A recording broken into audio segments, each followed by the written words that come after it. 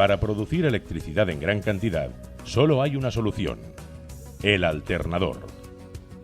Este puede hacerse girar por medio de una turbina movida por el agua procedente de una presa. Es la central hidráulica. También puede hacerse girar a través de una turbina a vapor.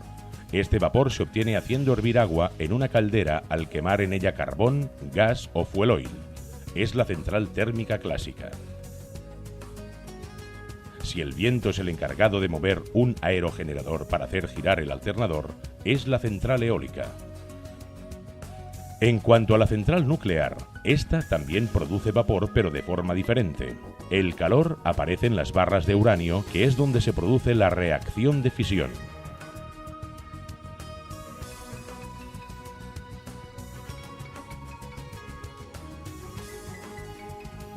En el tipo de centrales que nos interesa, las barras que contienen el uranio son colocadas en una vasija llena de agua. El agua se calienta al contacto con las barras y transmite este calor a un intercambiador de calor en donde aquella se enfría. Una bomba hace circular dicha agua. He aquí un circuito cerrado. El intercambiador de calor sirve de generador de vapor. El agua que circula en un segundo circuito se evapora al entrar en contacto con los tubos calentados por el agua del primer circuito. El vapor hace girar una turbina acoplada a un alternador. Todo el vapor condensado se vuelve otra vez agua. El circuito secundario queda cerrado. Finalmente, para condensar el vapor hacemos circular agua fría en un tercer circuito. Este es el esquema de principio de la central con sus tres circuitos independientes: el circuito primario o transmisor del calor procedente del reactor, el secundario o de vapor y el circuito de refrigeración. Pero en el circuito primario hay que impedir que el agua hierva, ya que su temperatura se eleva a más de 300 grados centígrados. Para ello, hay que mantenerla bajo una fuerte presión. De aquí el nombre dado a este tipo de centrales: las centrales nucleares de agua a presión.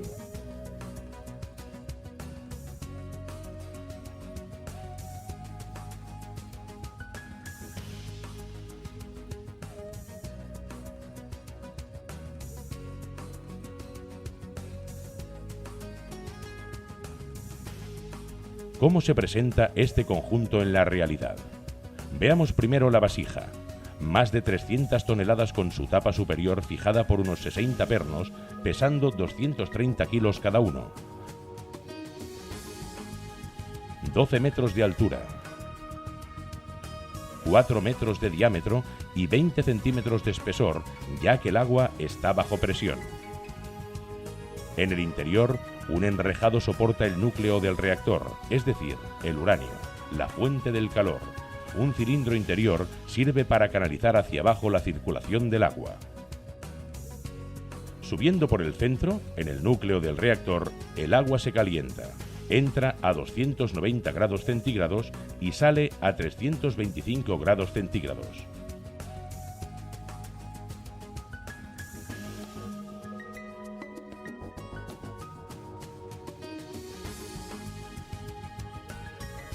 Alrededor de la vasija se sitúa un generador de vapor y una bomba.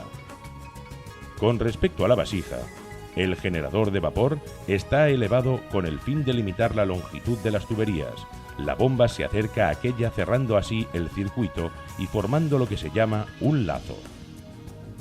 De hecho, para una misma vasija y según la potencia de la central, encontraremos dos lazos o tres lazos.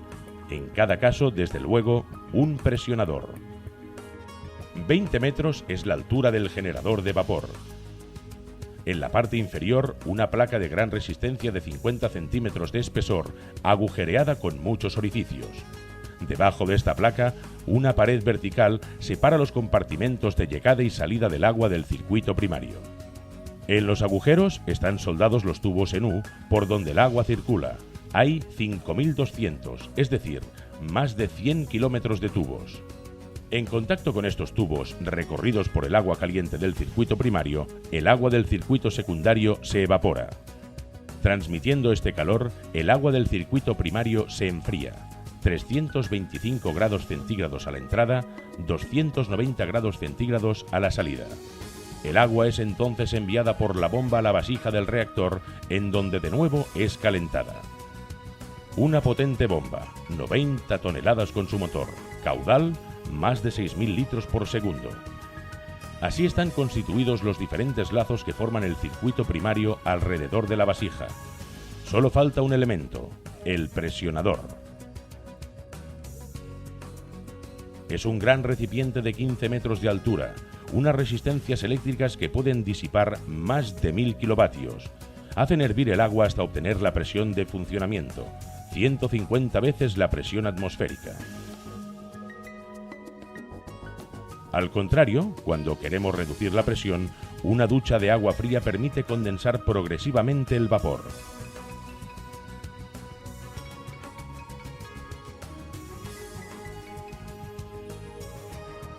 He aquí pues el circuito primario completo. Desde luego, estos elementos deben estar sólidamente sostenidos. Están incrustados en un fuerte armazón de cemento, construido pensando tanto en la dilatación como en un terremoto o en la caída de un avión. Y de la envoltura que encierra el conjunto solo salen un total de 6 tuberías, 3 para el vapor que van a las turbinas, 3 para el agua de vuelta al intercambiador tras su condensación. El circuito primario está así aprisionado en esta verdadera fortaleza de cemento absolutamente estanca, llamada recinto de contención. Pero recorramos el circuito secundario partiendo del generador de vapor. El vapor se forma al ponerse en contacto el agua con los tubos en U y se seca antes de salir a un ritmo de 1800 toneladas por hora, a 280 grados centígrados y a una presión de 67 bars. Las tuberías de vapor salen del recinto de contención, se reagrupan para alimentar el cuerpo de las turbinas de alta presión y a continuación, en paralelo, los dos cuerpos de baja presión y después el alternador, un total de 60 metros de longitud.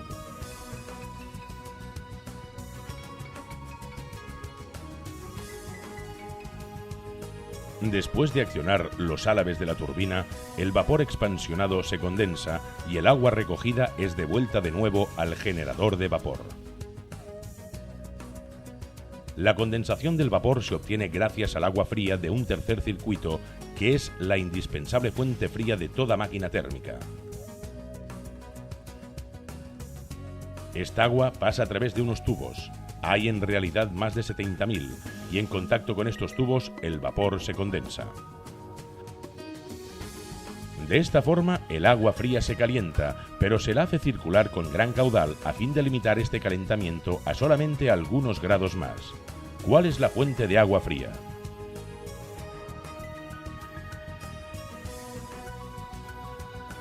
O bien es el mar, o bien el río.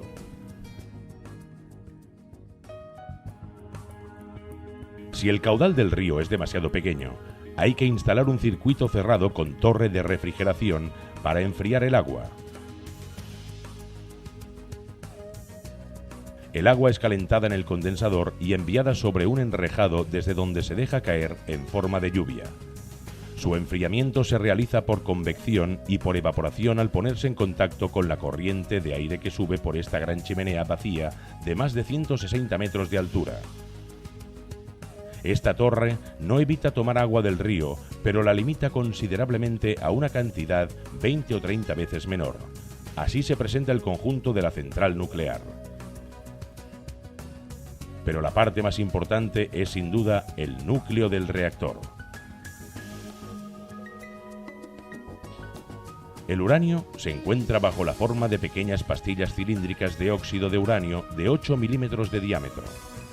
Las pastillas están apiladas en tubos de circaloy, perfectamente herméticos, llamados vainas. Y a su vez, estas varillas se reagrupan en elementos de sección cuadrada. He aquí un elemento de combustible completo. Más de 260 varillas, 630 kilos, 4 metros de altura. El núcleo del reactor contiene numerosos elementos de combustible, 157 en una central de 3 lazos. En total, más de 40.000 varillas y alrededor de 75 toneladas de uranio.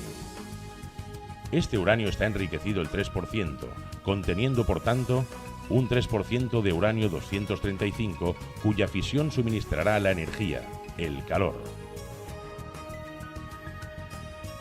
En contrapartida, la fisión produce también núcleos más pequeños. Son productos de fisión altamente radioactivos que no deben dejarse dispersar.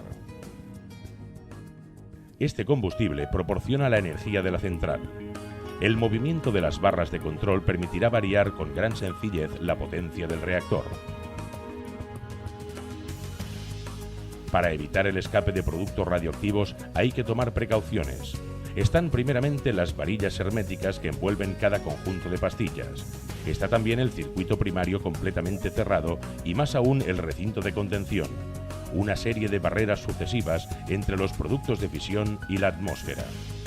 Igualmente, la presencia de 3 circuitos de agua completamente independientes impide todo contacto entre el combustible y el agua del río o del mar.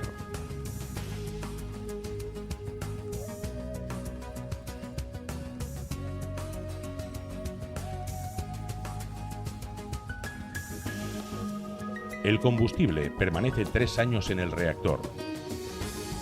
De hecho, se renueva 1/3 de los elementos cada año, abriendo la vasija tras parar el reactor.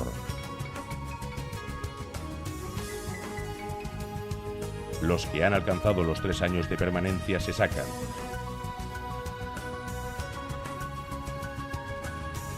Los restantes son redistribuidos en el centro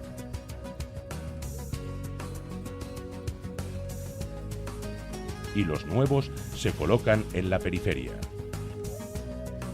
He aquí cómo se efectúa la recarga de combustible de las centrales nucleares. Esta presentación de la central es desde luego muy esquemática.